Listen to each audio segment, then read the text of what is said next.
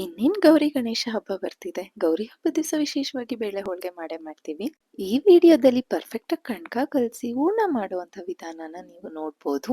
ಮೊದಲಿಗೆ ಒಂದು ಪಾತ್ರೆಯಲ್ಲಿ ನೀರು ಇಟ್ಕೊಂಡು ತೊಳೆದಿರುವಂತಹ 3 ಗ್ಲಾಸ್ ತೊಗರಿ ಬೇಳೆನ ಹಾಕ್ಬಿಟ್ಟು ಬೇಯೋದಕ್ಕೆ ಬಿಡಿ. ನಂತರ ಮಿಕ್ಸಿ ಜಾರಲ್ಲಿ 1 ಕಪ್ ಆಗೋಷ್ಟು ಚಿರೋಟಿ ರವೆನ 1 ರೌಂಡ್ ತಿರುಗಿಸ್ಕೊಂಡು ಅದಕ್ಕೆ ಸ್ವಲ್ಪ ಅರಿಶಿನ ಮಿಕ್ಸ್ ಮಾಡಿ 1 ಗ್ಲಾಸ್ ನೀರು ಹಾಕಿ ರವೆನ ನೆನೆಯೋದಕ್ಕೆ ಬಿಡಿ. ರವೆ ಚೆನ್ನಾಗಿ ನೆಂದಿದೆ ಅಂದಾಗ 2 ಸ್ಪೂನ್ ಮೈದಾ ಹಿಟ್ಟನ್ನ ಹಾಕೊಂಡು ಈ ರೀತಿ ಮಿಕ್ಸ್ ಮಾಡ್ಕೊಳ್ಳಿ.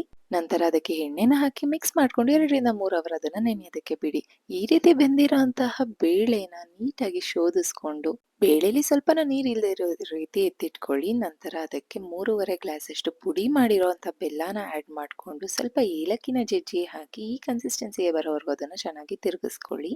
ನಂತರ ಬೇಳೆನ ಸ್ವಲ್ಪ ಆರೋದಕ್ಕೆ ಬಿಟ್ಟು ಮಿಕ್ಸಿ ಜಾರ್ ಅಥವಾ ಗ್ರೈಂಡರ್ ಅಲ್ಲಿ ಈ ರೀತಿ ರುಬ್ಕೊಂಡು ಹೂರ್ಣ ರೆಡಿ ಮಾಡ್ಕೊಳ್ಳಿ. ನೋಡಿ, ಈ ಕನ್ಸಿಸ್ಟೆನ್ಸಿಯಲ್ಲಿ ಹೂರ್ಣ ರೆಡಿ ಆಗುತ್ತೆ.